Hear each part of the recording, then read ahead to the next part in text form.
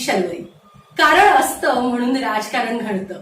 नेहमी राजकारणावरती अभ्यासपूर्वक लिखाण करणारे सांगली जिल्ह्यातील ज्येष्ठ पत्रकार, सर्वांनाच माहिती आहे, लोकमतचे श्रीनिवास नागे सर. आणि या ठिकाणी आज आपल्या स्टुडिओत ते उपस्थित आहेत. आपण त्यांचं स्वागत करूया. नमस्कार सर. नमस्कार. आपल्या लेखणीतून वास्तव मांडणारे, समाजाला एक दिशा दाखवणारे आणि ज्या ज्या उणीवा आहेत नेत्यांच्या, बरं का, कारण नेत्यांच्या उणीवा लिहिणं इतकं सोपं नसतं आणि आपल्या लेखणीतून ते प्रगट करणं म्हणजे महामुश्किल काम. कारण अनेक गोष्टींना आम्हा पत्रकारांना सामोरं जावं लागतं. परंतु बेधडक लिखाणातून सांगली जिल्ह्यासाठी सतत अविरत कष्ट करणारे नागे सर आहेत. आपण नेहमी त्यांचं लिखाण वाचतच असतो. आज मी आपल्या स्टुडिओत आपल्याशी चर्चा करण्यासाठी त्यांना बोलावलेलं आहे. चला तर सांगली जिल्ह्याचं राजकारण, सांगली जिल्ह्याचं राजकारण कशी वळणं घेणार, भविष्यात सांगली जिल्ह्याचं नेतृत्व कुणाकडे जाणार, एकूणच सांगली जिल्ह्याच्या विकासाचं नेहमी होतंय काय, जिल्ह्याला एवढी सारी मंत्रिपदं मिळून देखील सांगली जिल्ह्याचा विकास का खुंटतोय, या सगळ्या विषयांवरती आज आपण नागे सरांशी चर्चा करणार आहे. सर, सगळ्यात पहिला प्रश्न की सांगली जिल्ह्याचं भविष्यात खमक्या नेतृत्वाकडं आपण आशा लावायला हरकत नाही का, नेतृत्व राजकारणाचं? कसं आहे मॅडम की सांगली जिल्हा हा खरं तर संपूर्ण महाराष्ट्राची राजकीय राजधानी मानला जातो. कारण इतकं नेतृत्व सांगलीनं संपूर्ण महाराष्ट्राला दिलेलं आहे, किंबहुना देशाला दिलेलं आहे. परंतु सध्या सांगलीचा राजकीय विकास खुंटतोय की काय असं दिसायला लागलेलं आहे. याचं एक प्रमुख कारण आहे की हे नेते स्वतःच्याच कोशात आता सध्या मग्न आहेत आणि ते केवळ स्वतःचा मतदारसंघ किंवा आपला गट शाबूत करणं एवढंच आता ते काम करतायत. ते संपूर्ण सांगली जिल्ह्याचं भवितव्य बघत नाहीत, संपूर्ण सांगली जिल्हा विकासाचं केंद्र म्हणून बघत नाहीत, तर केवळ स्वतःचा मतदारसंघ किंवा स्वतःचा गट याचाच विकास ते करताना सध्या दिसत आहेत. आणि याच्यामुळंच मला असं वाटतंय की खमक्या नेतृत्व तसं लावायला पाहिजे. अपेक्षा करायला हरकत नाही. 100% आहेत. सांगली ही नेतृत्वाची खाण आहे असं म्हटलं जातं. इथं बरेच नेते होऊन गेलेले आहेत, आता कार्यरत आहेत आणि पुढे भविष्यातही निर्माण होत आहेत, आता येत आहेत. कारण महाराष्ट्राच्या राजकारणावर सांगली जिल्ह्यातलं राजकारण फार मोठे मायने. अगदी बरोबर. सांगली जिल्हा म्हणजे सांगायला हरकत नाही तुम्हाला की जेव्हापासून महाराष्ट्राची निर्मिती झाली तेव्हापासून सांगली जिल्ह्याला मंत्रिपद नाही असा काळ फक्त मधला 1.5 वर्षाचा होता. किंबहुना सांगली जिल्ह्याला वजनदार मंत्रिपदही पहिल्यापासून मिळालेली आहे. 4 वेळा तर मुख्यमंत्रीपद सांगली जिल्ह्याकडे होतं.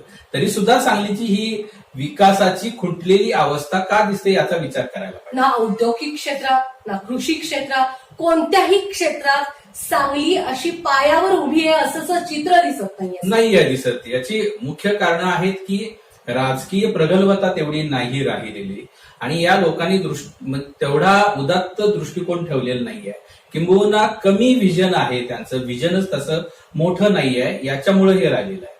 आता उदाहरणच घ्यायचं झालं तर शेती क्षेत्राचं घेता येईल. शेतीसाठी आपल्या इथं पाण्याची मुबलक उपलब्धता आहे, परंतु पूर्व भागाला आता पाणी नाहीये अजूनही. म्हणजे इतकी वर्ष सांगली जिल्ह्याची निर्मिती होऊन 50-60 वर्ष झाली, परंतु इतक्या वर्षात सांगलीच्या पूर्व भागाला पूर्णपणे पाणी देऊ शकलेलो नाहीये आपण.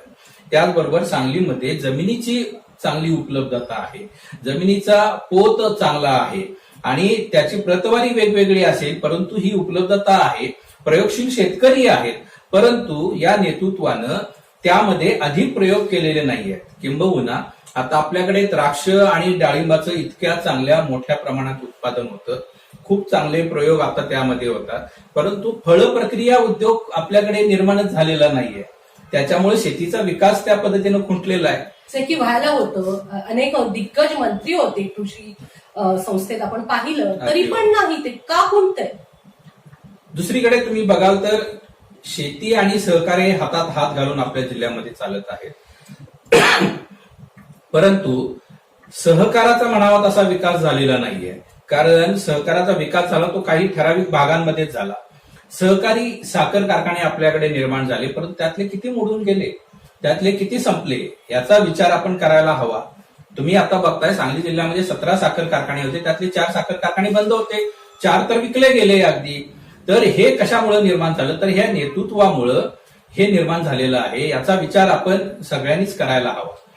आणि दुसरीकडे त्याचबरोबर जे अर्थकारण चालतं, ते अर्थकारण चालवणाऱ्या ज्या काही संस्था आहेत, उदाहरणार्थ सोसायटी असतील, पतसंस्था असतील, बँका असतील, सहकारातून निर्माण झालेल्या या संस्था बऱ्यापैकी या नेतृत्वानंच मोडून खाल्ल्या, या संचालकांनी, या पदाधिकाऱ्यांनीच मोडून खाल्ल्या. किंबहुना त्याचा उपयोग अगदी बरोबर हे झालं सगळं. आणि त्यामुळेच ते राजकीय पाठिंबा असल्यामुळेच त्यांचं सगळं फोपावलं. म्हणजे या मंत्रिपदाचा गैरवापरच केला ना सगळीकडे हे झालंच. हे केवळ मंत्रिपदाचाच नाही तर त्या प्रत्येक पदाचा गैरवापर केला गेला. आणि याच्यामुळं हा आपला विकास कुठेतरी खुंटल्यासारखा दिसतो. अगदी योग्य असं सांगितलं आपण की सांगलीचा ज्या पद्धतीनं विकास खुंटलेला आहे, कृषी क्षेत्र असेल, सहकार क्षेत्र असेल. आता सरांनी सांगितलं की सांगलीत 17 साखर कारखाने आहेत, त्यातली काय साखर कारखान्यांची अवस्था आहे. आणि मग पुन्हा प्रश्न येतो रोजगाराचा, आणि तिथं पुन्हा खुंटतो तो विकास. त्यानंतर सगळ्यात महत्वाचा विषय की नोकरी संदर्भात आताचे जे तरुण वर्ग आहे तो इतर जिल्ह्यांकडे, इतर राज्यांकडे जातोय, स्थलांतर होते. बऱ्याच जणांनी, आमदार असतील, बरेच खासदार असतील, संपूर्ण मी सांगली, कोल्हापूर आणि सातारा या विषयावरती हायलाईट करते. सगळेच जणांनी आपल्या अजेंड्यामध्ये सांगितलेलं निवडणुकीपूर्वी की लवकरच आम्ही इतके उद्योग आणू, इतक्या कोट्यावधी रुपयांचा हा व्यवसाय आणू, बरीचशी वचनं दिली होती. आज निवडणुका होऊन दुसऱ्या निवडणुका यायची वेळ आली, परंतु कोणतेही उद्योग आलेले नाही. यावरती आपल्याला काय पडेल? कुठल्याही आमदार खासदारांना हे केलेलं नाही जे ते करू शकतात. मुळात राजकारण्यांची ही काय वक्तव्य होती किंवा आश्वासनं होती, ही केवळ बोलाची कडी आणि बोलाचा भातच ठरली. कारण सांगली जिल्ह्यामध्ये आता एकही मोठा उद्योग नाहीये. तुम्ही पहा की ज्याच्यामध्ये मोठ्या प्रमाणावर रोजगार निर्मिती आहे किंवा ज्याच्यावर आणखी काही उद्योग अवलंबून आहेत, असा एकही उद्योग सांगलीत नाहीये, एकही उद्योग आलेला नाहीये. याचं एक महत्वाचं कारण असं असू शकतं की सांगली जिल्ह्याला जी महामार्गाची उपलब्धता, जो ऍक्सेस उपलब्ध व्हायला पाहिजे होता तो नाहीये आणि त्याच्यामुळे ते एक थांबलेलं आहे. त्याच्यासोबत जे तुम्ही उद्योजकांना द्यायला हवं, म्हणजे स्वस्तातली वीज, जागा, रोजगार उपलब्धता, तर हे तुम्ही मिळवून दिलेलं नाहीये, केलेलं नाहीये. त्याच्यामुळे तुमच्याकडे उद्योगच आलेला नाहीये. याच्या उलट कोल्हापुरामध्ये काही उद्योग तरी आलेले आहेत, पंचतारांकित एमआयडीसी निर्माण झालेली आहे. आपल्याकडे एवढ्या एमआयडीसी असून सुद्धा आपल्याकडे हे झालेलं नाहीये. याचं कारण एकच आहे की राजकीय इच्छाशक्तीच नव्हती आपल्याकडे या रोजगार निर्मितीची. दुसरा तुम्ही जर भाग बघितला तर पूर्व भागातल्या बऱ्याच लोकांचं स्थलांतर झालेलं आहे. विशेषतः जत तालुक्यातलं दरवर्षी स्थलांतर होतं. हे कुठं होतं तर हे ऊस पट्ट्यामध्ये होतं की हे त्या भागातले ऊस मजूर म्हणून बरेच लोक जातात. त्यासोबत ऊस पट्ट्यामध्ये कशात ना कशात रोजगाराची उपलब्धता असते म्हणून ते तिकडे वळतात आणि स्थलांतर मोठ्या प्रमाणावर होतं. आता सांगली जिल्ह्यात मुलांमध्ये टॅलेंट नाही आहे का, तर टॅलेंट आहे. ग्रामीण भागामध्ये खूप चांगल्या पद्धतीनं टॅलेंट आपल्याला दिसून येतंय. मुलं हुशार आहेत, होतकरू आहेत, परंतु त्यांना सांगली जिल्ह्यामध्येच रोजगार उपलब्ध नाही. त्यांनी करायचं काय? म्हणजे शिक्षण त्यांनी उच्च शिक्षण घेतलं तरी सुद्धा त्यांना इथं रोजगार नसल्यामुळं ते बाहेर जातात अर्थातच. आणि सांगलीचा विकास तो तसाच राहतो. म्हणजे विकास कोणतो याच कारणाने आणि काहीतरी राजकीय नेत्यांनी आता करणं अत्यंत गरजेचं आहे. कारण ज्या विश्वासाने तुम्हाला निवडून दिले ते तुम्ही जनतेचं देणं लागताय. आम्ही काहीतरी बोलतो, आम्ही काहीतरी लिहितो म्हणून आमच्यावरच डूक धरून राहण्यापेक्षा खरी आवश्यकता आहे या जनतेसाठी काहीतरी करून दाखवायची. सरांनी आता सांगितलं की सांगली जिल्ह्याच्या विकासासाठी आता कशा पद्धतीने या नेत्यांनी जावं. आता काय काय तुम्ही सांगितलं की कुठं उणीव आहे, पण आता हायर लेवलवरती आता जे मागच राहील झालं ते झालं, पण आता काय केलं पाहिजे की जेणेकरून झपाट्यानं विकास होईल आणि जी काही थोडी वर्ष राहिलेत ती जनतेला दिलेली ही आश्वासनं पुरी तर होतील असं वाटतं. एक म्हणजे त्यांची राजकीय इच्छाशक्ती ही प्रबळ पाहिजे. हे मला करायचंय, हे सांगलीसाठी करायचंय अशी इच्छा त्यांची असली पाहिजे. दुसरा मुद्दा असा आहे की केवळ आपला भाग न पाहता त्यांनी संपूर्ण सांगली जिल्हा डोळ्यासमोर ठेवून त्यांनी विकासाची ब्ल्यूप्रिंट तयार करायला पाहिजे. विकासाची ब्ल्यूप्रिंट जोपर्यंत तयार होत नाही तोपर्यंत तुम्हाला विकासाचा मार्गच दिसणार नाही, हे क्लिअर आहे. आता यामध्ये काय काय असू शकतं तर महामार्गाचा तुम्हाला सहजपणे जो काय पर्याय उपलब्ध आहे, आता 4 महामार्ग आपल्या सांगली जिल्ह्यातून जातात, त्याला 2-3 वर्ष परंतु त्याला लागतील. 3 वर्ष लागतील. तोपर्यंत आपण असंच बसणार आहोत का? तर ही महामार्गाची कामे लवकर पूर्ण करावी लागतील. आता तसं म्हणाल तर पूर्व भागात पाण्याची उपलब्धता अजून नाहीये. जतची 65 गावे पाण्यासाठी ही झगडत आहेत, त्यांना अजून पाणी दिलेलं नाहीये आपण. म्हणजे आत्ताच्या मंत्र्यांसमोर हे हे आहेच. म्हणजे स्वतः जयंत पाटील हे जलसंपदा मंत्री आहेत, त्यांच्यासमोर हे मोठं आव्हान आहे. तर ही पाण्याची उपलब्धता करून दिली पाहिजे. त्याचसोबत प्रयोगशील शेतकऱ्यांना हे पाठबळ दिलं पाहिजे, हे शासनानंच दिलं पाहिजे. आणि ते वेगवेगळ्या माध्यमातून असेल. म्हणजे आता ऊस पट्टा आहे, कृषीमंत्री नामदार विश्वजित कदम साहेबांनी अगदी या गोष्टीकडे बरोबर, लक्ष देणं गरजेचं आहे. त्यांनी हे आहे. आणि जयंत पाटील हे मंत्री आहे, ते बलाढ्य मंत्री आहेत, राष्ट्रवादीचे प्रदेशाध्यक्ष आहेत. त्यांनी हे पाहायला पाहिजे की आपल्याकडचा शेतकरी जास्तीत जास्त प्रयोगशील कसा होईल, त्याचबरोबर त्याला पाठबळ कसं मिळेल. म्हणजे काय की आता शेती आपल्याकडे पश्चिम भागामध्ये ऊस शेती मोठ्या प्रमाणावर आहे. तर ऊस शेतीचा विकास कुठल्या पद्धतीने करता येईल, फळ प्रक्रिया उद्योग मोठ्या प्रमाणावर आपल्याकडे निर्माण होऊ शकतो. म्हणजे द्राक्ष आणि डाळिंब एवढ्या मोठ्या प्रमाणावर पिकतायत आपल्याकडे. त्याचबरोबर आपल्या मिरज पूर्व भागामधले किंवा मिरज पश्चिम भागामधले बरेचसे शेतकरी फळं लागवड मोठ्या प्रमाणावर करतायत. आता वेगवेगळ्या पद्धतीची फळं घेत आहेत. अगदी ड्रॅगन फ्रूट सारखं फळ सुद्धा आपल्याकडे आता निर्माण होतंय. तर याच्या मार्केटिंगसाठी किंवा याच्यावरचे जे प्रक्रिया उद्योग आहेत त्याच्यासाठी प्रयत्न आता झाले पाहिजेत आणि ते आले पाहिजेत. त्यामुळे हा शेतीचा विकास त्या दृष्टीने दिसून येईल तुम्हाला. आणि शेतकऱ्यांमध्ये ही जागृती केली पाहिजे की तुम्ही आता पीक पद्धती बदलली पाहिजे. तुम्हाला नवनवीन पिकं आता तुम्हाला घेता येऊ शकतात, त्याची बाजारपेठ तुम्हाला उपलब्ध होऊ शकते. तर याची जागृती त्यांनी शेतकऱ्यांना केली पाहिजे. दुसरीकडे उद्योगाचा जो मुद्दा आहे, उद्योग वाढवले पाहिजेत. उद्योग वाढवण्यासाठी एक महत्वाचं जे आहे बेसिक, त्यांना इन्फ्रास्ट्रक्चर त्यांना दिलं पाहिजे, त्यांना पायाभूत मूलभूत सुविधा निर्माण करून दिल्या पाहिजेत. आणि 1-2 उद्योग तरी मोठे ते सांगलीमध्ये आले पाहिजेत, येणं गरजेचं आहे. आणि याच्यात प्रामुख्यानं या बलाढ्य सगळ्या मंत्र्यांनी खासदारांनी स्वतः पुढाकार घेऊन कित्येक वर्ष सांगली या गोष्टीसाठी झगडते ती गोष्ट दिली पाहिजे. ज्या पद्धतीने सांगलीची जनता शेरी नाल्याच्या पाण्याच्या प्रश्नावर आजही अनेक नेते निरुत्तर आहे, अनेकांनी त्याचं राजकारण केलं. अगदी त्याच विषयाप्रमाणे आता खूप गरज आहे. आपल्याला माहिती आहे कितीतरी मुलं बाळ, आपले आई वडील, बऱ्याच जणांना एकुलता एक मुलगा असतो, परंतु पर्याय नसतो आणि मग ते पुण्या मुंबई सारख्या ठिकाणी नोकरीला जातात. आई वडिलांची जबाबदारी हा जरी त्यांचा प्रश्न असला तरी हा कुटुंबाचा प्रश्न आहे. कुटुंब काही ना काही कारणास्तव उद्ध्वस्त होत आहेत. कारण एकुलता एक मुलगा असतो, तिकडे नोकरीला जातो, तिथंच सेटल होतो. इथं आई वडील ज्यांनी लहानाचं मोठं केलेलं असतं त्यांच्याकडे बिलकुल लक्ष नाही. बऱ्याच जणांची लग्न झालेली असतात, मुलं बाळी शिक्षणासाठी इथं असतात, नवऱ्याला जावं लागतं तिकडं. असे अनेक प्रश्न आहे आणि त्याच्यावरती काही ना काहीतरी होऊन ठोसपूर्वक जनतेसाठी, या युवकांसाठी सांगलीत उद्योग निर्माण होणं अत्यंत गरज आहे, काळाची गरज आहे. जनता हो, ज्यांना तुम्ही निवडून दिलंय त्यांनी रोज हा प्रश्न तुमच्या नेत्यांना फोन करून विचाराच. काय झालं, तुम्ही जो अजेंडा दिला होता त्या अजेंड्यामधल्या काय गोष्टी तुम्ही करणार आहात पूर्ण. मग जत तालुक्यातले जे लोक आहेत ते म्हणतील पाणी द्या.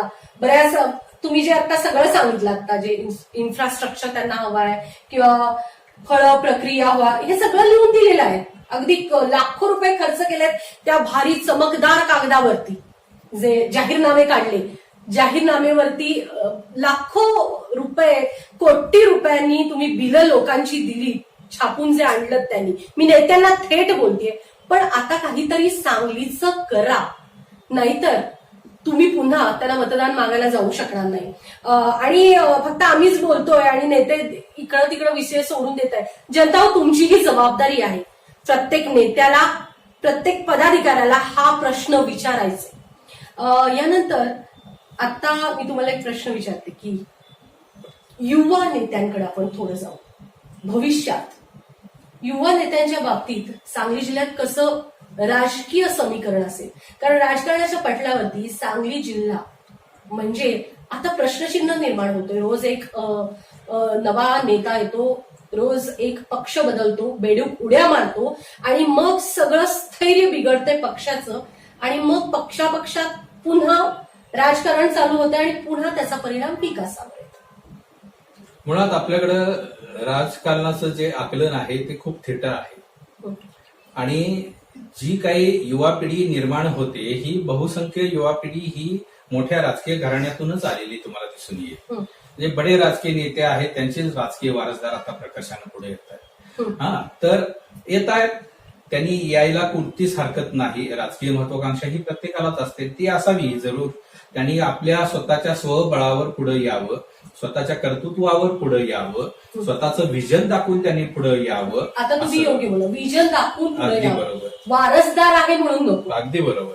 तर केवळ राजकीय वारसा आहे, माझ्या घराचं पाठबळ आहे, माझे कार्यकर्ते मला अगदी इझिली मिळालेले आहेत आणि एक सोन्याचा चमचा घेऊन राजकारणातला मी आलेलो आहे म्हणून मी राजकारणात पुढे यायला पाहिजे असा विषय नाही. त्यांनी स्वकर्तृत्वावर पुढे यायला, कारण मग त्याला ते गांभीर्यच राहत नाही. अगदी परत बरोबर. नेहमीप्रमाणे जाहीरनामे लखलखीत गुळगुळीत कागदावर जाहीरनामे निघतात, हो. करोड रुपयाची जाहीरनाम्याची बिलं दिली जातात. हो. जनतेची पण चूक आहे ना. हो. जनता पण याच्यात आपण साळसूद आहे असं म्हणायला नको, कारण तुमचं एक मतदान हे सगळं बिघडवते आणि पुन्हा मग आम्ही चर्चा करतो आणि आमच्यासारखी काही मंडळी लिखाण करत असतात. मग वेगळ्या वेगळ्या पद्धतीनं त्या त्रासाला आम्ही सामोरे जातो. फक्त जनता हो तुमच्यासाठी. आज श्रीनिवास नागे सरांचं लिखाण इतकं उत्तम आहे की त्यांना अनेक कायदेशीर गोष्टींना सामोरं जावं लागलं. फक्त वास्तव आणि सत्य त्यांनी जनतेसमोर मांडलं.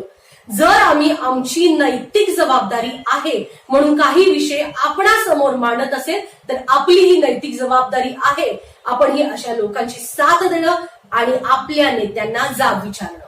सर आपण बोलत. हा तर दुसरा मुद्दा असा आहे की या युवा पिढीनं स्वकर्तृत्वावर पुढे यायला हवं.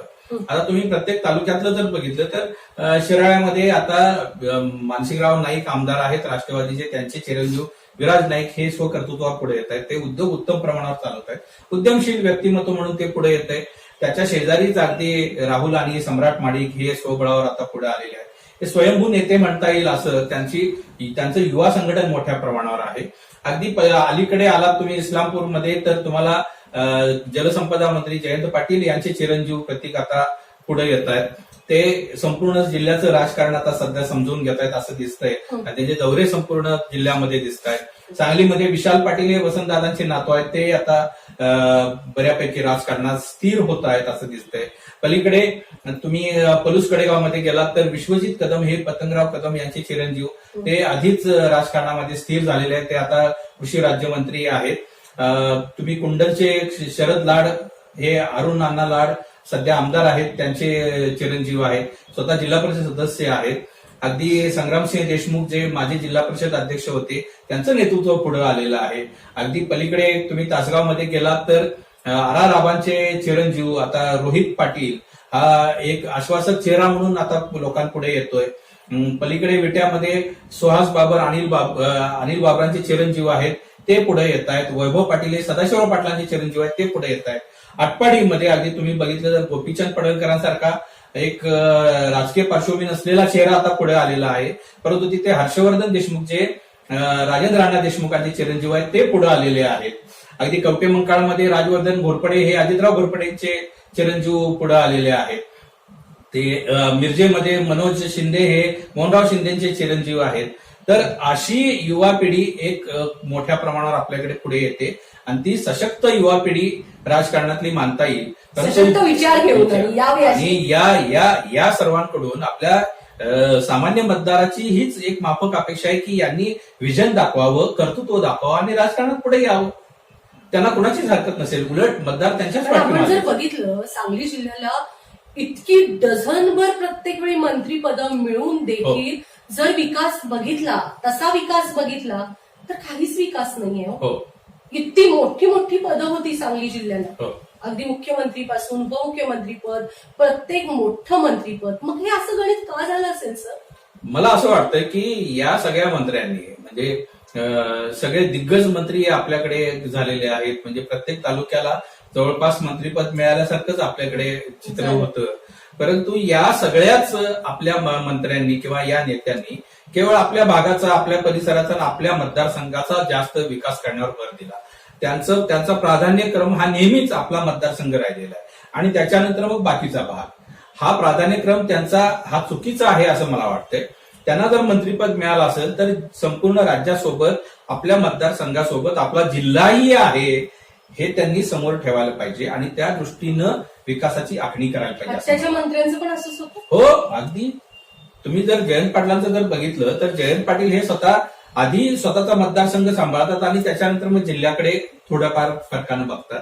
विश्वजित कदम आता स्वतःचा मतदारसंघ अगदी मजबूत करतायत आणि त्याच्यानंतर ते जिल्ह्याच्या मग फक्त संपूर्ण मंत्रिपद हे विकासाकडे आपल्या आपल्या बघतात. मतदारसंघासाठी करावं लागेल. मग पुन्हा सांगलीचा विकास कोण होतो?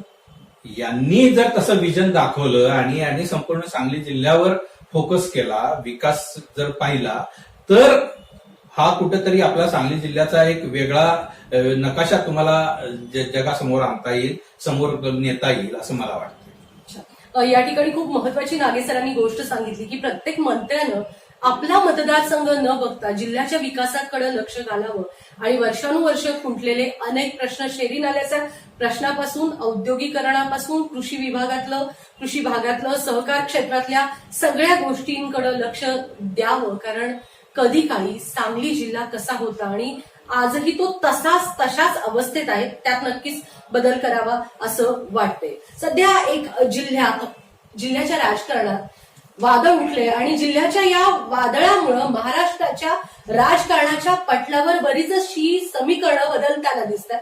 मी गोपीचंद पडळकरांच्या बाबतीत बोलते. नवनिर्वाचित आमदार गोपीचंद पडळकर यांनी थेट राष्ट्रवादीचे सर्वा शरदचंद्रजी पवार यांच्यावरती थेट टीका केली. जयंतरावजी पाटील यांच्यावर ही टीका होतीयच आहे, ती स्वाभाविक आहे, जिल्ह्याच्या विकासासाठी आहे असं त्यांचं म्हणणं आहे. त्यासोबतच 25 वर्ष निधन झालेले राजाराम बापू यांच्यावरही त्यांनी टीका करायचं सोडलेलं नाहीये. ह्याबद्दल आपल्याला काय वाटतं? कारण अतिशय हुशार वक्तृत्व शैली लाभलेले अत्यंत हुशार असे गोपीचंद पडळकर आहेत आणि गोपीचंद पडळकरांवरतीही भाजपामध्ये अन्याय हा झाला होता, त्यांनी पक्ष सोडला होता. पण आज ते पक्षासाठी सगळी पक्षाची मदत आपल्या डोक्यावर घेऊन सगळ्यांशी भांडतायत. हे कितपत योग्य असं आपल्याला वाटतं? मला असं वाटतं की जरी गोपीचंद पडळकर हे स्वयंभू नेते असले तरी ते आता कुणाच्या तरी इशाऱ्यावर फिरतायत, कुणाच्या तरी इशाऱ्यावर बोलतायत हे आता स्पष्ट होते. एक गोष्ट सरळ आहे, स्पष्ट आहे की गोपीचंद पडळकर हे सुरुवातीला रासपमध्ये होते, त्याच्यानंतर त्यांनी संधी शोधून त्यांनी भाजपमध्ये प्रवेश केला. भाजपमध्ये त्यांची घुसमट व्हायला लागली असं त्यांनी निर्माण केलं चित्र. होतं की नाही माहित नाही, पण त्यांनी भाजप सोडलं आणि पुन्हा खासदारांची त्यांचे मैत्रीपूर्वक नातं होतं ते तुटलं. आता त्याच्या मागची कारणं खूप असतील वेगळी, जी आपण चर्चाही करू नये अशी कारणं असू शकतील आणि ही कारणं पुढे आलेली नाहीत त्या प्रमाणात. फक्त माझी मुस्कट दाबी होते एवढंच एक कारण त्यांनी दिलेलं आहे. तो बाकीची कारणं आलेली नाही आहेत, जी मतदारांना कधीच पटणार नाहीयेत. त्यामुळं त्यांनी नंतर वंचित बहुजन आघाडीत प्रवेश केला आणि परत ते आता भाजपमध्ये परतलेले आहेत. आणि मला असं वाटतं की काही चतुर नेत्यांचा एक युएसपी ठरलेला असतो, तो युएसपी त्यांनी ओळखलेला असतो. गोपीचंद पडळकरांनी कदाचित त्यांचा स्वतःचा युएसपी ठरवून घेतलेला आहे की मोठ्या नेत्यांवर, विशेषतः राज्य पातळीवरच्या नेत्यांवर टीका केली की आपली चलती राहू शकते, असं माझं मत आहे स्वतःचं. की गोपीचंद पडळकरांनी जयंत पाटील असतील किंवा शरद पवार असतील, अजित पवार असतील किंवा पवार घराणा असेल, यांच्यावर टीका केली की आपली चलती राहते म्हणजे आपली चर्चा जास्त होते, माध्यमं अधिक आपली दखल घेतात आणि ते लोकांमध्ये सुद्धा खूप चर्चेला जातं. हे कदाचित त्यांनी ओळखलं असेल आणि हा त्यांचा युएसपी आहे आणि ते कदाचित त्याचा वापर करतायत. अर्थात त्याचा मोबदला त्यांना मिळालेला तुम्ही पाहिलंच आहे, त्यांना आमदारकी सहजपणे मिळालेली आहे. म्हणजे जो माणूस मी भाजपला संपवणार आहे, भाजपला नेस्तनाबूत करणार आहे, भाजपसाठी मी संपूर्ण राज्यामध्ये 200 सभा घेणार आहे, त्यासाठी हेलिकॉप्टरनं मी प्रवास सुरू केलेला आहे असं सांगत होता. त्यांनी केलेलं होतं आणि भाजपवर अत्यंत खालच्या पातळीवर येऊन टीका केलेली होती. तेच आता भाजपमध्ये गेलेले आहेत, भाजपचे आमदार झालेले आहेत आणि ते राष्ट्रवादीवर टीका करतायत. लक्षात घ्या, म्हणजे हा जर तुम्ही सगळा पट जर समोर ठेवला तर आपल्या लक्षात येतं की गोपीचंद पडळकर यांच्यासारखे संधी शोधणारे काही नेते असू शकतात. अर्थात ते स्वयंभू आहेत हे मी पहिल्यांदाच सांगितलं. ते स्वयंभू नेते असल्यामुळेच कदाचित ही त्यांना संधी मिळत गेली असावी आणि कुठेतरी ती राजकीय पोकळी जी आहे ती कुठेतरी ते भरून काढण्याचा थोडाफार प्रयत्न करतायत आणि त्यांना सगळ्यात महत्वाचं म्हणजे की त्यांना जातीचं कार्ड हे आता वापरायला मिळते. जो महाराष्ट्रामध्ये धनगर समाज मोठ्या प्रमाणावर आहे तो गोपीचंद त्यांच्या पडळकर पाठीवर. स्वतः जातीचं कार्ड वापरतायत का बीजेपी भाजपा त्यांना हे कार्ड वापरायला भाग पाडते? हे पण त्यांचं दोन्हीकडून तसं ठरलंय. हे दोन्हीकडून असतं. म्हणजे गोपीचंद पडळकर जर राष्ट्रवादीत असते किंवा काँग्रेसमध्ये असते तर तिथंही हेच झालं असतं. म्हणजे कुठलाही पक्ष हा विधिनिषेध कधीच बाळगत नाहीये. हे लक्षात घ्या की जातीचं कार्ड वापरायचं नाही, जातीय समीकरणं आणायची नाहीत. हे तुम्हाला फक्त ते तत्व म्हणूनच ठेवलं जातं. अर्थात ते राजकारणामध्ये गुंडाळून बाजूला ठेवलं जातं. सगळेच पक्ष जातीचं कार्ड वापरतात, जातीचा वापर करून घेतात. म्हणजे फक्त हे भाजप असेल ठरलेलंच तर आहे. सगळेच जण. सगळेच पक्ष घेतात, आपापल्या पद्धतीनं घेतात, आपापल्या सोयीनं घेतात. तसंच आता गोपीचंद पडळकर यांना ते स्वतःच्या जातीचं कार्ड बऱ्यापैकी वापरून घेत आहेत. हे तर अगदी दिसून आलेलंच आहे. हे सांगली जिल्ह्यामध्ये ते लोकसभेला उभे राहिले, त्याच्यानंतर परत बारामतीत ते विधानसभेला उभे राहिले, परत ते त्यांनी सगळीकडे आता या ऊस पट्ट्यामध्ये विशेषतः जिथं धनगर समाज मोठ्या प्रमाणावर आहे, म्हणजे सांगली जिल्ह्याचा पूर्व भाग, सोलापूरचा काही भाग, पुणे जिल्ह्याचा हा भाग, सातारा जिल्ह्याचा काही भाग, या भागामध्ये त्यांचा समाज मोठ्या प्रमाणावर असल्यामुळं समाजाची अस्मिता जी आहे ती जागी होते आणि तो समाज आपसुकच त्यांच्या पाठीमागे जातो. गोपीचंद पडळकरांच्या सोबत त्यांचा अख्खा समाज आहे असं आपल्याला सगळा समाज नसेल पण मला असं वाटतं की काही प्रमाणात आहे त्यांचा समाज, बऱ्यापैकी त्यांच्या पाठीशी आहे, हे दिसून आलेलं आहे. पण हे त्यांच्यासाठी पोषक आहे का? राजकारणाच्या पटलावरती भविष्यात लोकसभेच्या निवडणुकीला कोण तिकीट देईल या प्रतीक्षेत पडळकर असताना पडळकरांना भाजपानं तर तिकीट दिलंच नाही, पण आतून मदत होती असं आपल्याला सीझन 4 मध्ये झालेल्या समाजाच्या मेळाव्यात स्पष्ट प्रदेशाध्यक्ष चंद्रकांत दादा पाटीलांनी गोपीचंद पडळकरांची पाठराख केली होती. म्हणजे कळत होतं त्यावेळी आहे माझ्यासोबत, म्हणजे चंद्रकांत दादा पडळकरांसोबत आहे हे दिसतच होतं. अंतर्गत राजकारण त्यावेळी चव्हाट्यावर आलं होतं. पण राजकारणाच्या पटलावरती हे सगळं आता पडळकर करताहेत, हे त्यांच्यासाठी भविष्यात पोषक ठरेल का याचा विचार त्यांनीच करायला हवा अर्थात. आणि हे कसं आहे, या गोष्टी तुम्ही मतदान सापेक्ष धरणार, निवडणूक सापेक्ष धरणार की भविष्य सापेक्ष धरणार, हा एक महत्वाचा मुद्दा आहे. गोपीचंद पडळकर कदाचित या गोष्टीचा पुढे काही दिवसानंतर वापरही करणार नाहीत असं होऊ शकतं किंवा अधिक वापर करतील. त्यांना जर यश मिळालं या सध्याच्या त्यांच्या अजेंड्यामध्ये तर याचा वापर ते अधिक प्रमाणावर करतील. मिळालं नाही तर त्याचा वापर बंद करतील, हे तर अगदी स्पष्ट आहे. त्यामुळं गोपीचंद पडळकरांचा सध्या वापर होतोय असं जे म्हटलं जातं त्याचा विचार त्यांनीच करायला हवा आणि वापर होत असेल तर तो वापर होऊ द्यायचा का नाही हे त्यांनी ठरवायला हवं. आणि स्पष्टपणे हे आता पुढे आलेलं आहे की गोपीचंद पडळकरांचा वापर भाजपकडून मोठ्या प्रमाणावर करून घेतला जातो, हे आता दिसतंय आणि पुढे आलेलं आहे. म्हणजे त्याचे विरोधक म्हणत असतील ही गोष्ट बाजूला ठेवा, परंतु बरेच मतदार किंवा बरेच लोक, सामान्य जन सुद्धा आता त्यांच्या समोर सुद्धा हे आलेलं आहे की गोपीचंद पडळकरांचा वापर हे भाजप करून घेते. अर्थात त्याचा मोबदला त्यांनी दिलेलाच आहे, त्यांना आमदारकी दिलेली आहे. गोपीचंद पडळकरांचं उद्दिष्टच ते असेल तर हा प्रश्नच संपतोय, हा प्रश्नच गुंततोय आणि याचा विचार त्यांनी करायला हवा. एकूणच राजकीय विश्लेषकच असं मी तर नेहमी म्हणते, कारण मी सरांचे सगळे लेख वाचते आणि त्यांचं अप्रतिम लिखाण, शब्द मांडणी आणि समाजासमोर वास्तव मांडण्याची त्यांची वृत्ती मला खूप भावते. म्हणूनच प्रेक्षक हो, आज मी तुमच्या समोर सांगली जिल्ह्याचा विकास आणि महाराष्ट्रातल्या अनेक राजकारणाच्या पटलावरच्या गोष्टी या ठिकाणी चर्चेसाठी आमंत्रित केलं होतं. लोकमतचे सांगली जिल्ह्याचे आवृत्ती प्रमुख श्रीनिवास नागे सर, आपण इथं आलात आणि आमच्या दर्शकांशी बोलात त्याबद्दल मी तुमची खूप आभारी. धन्यवाद.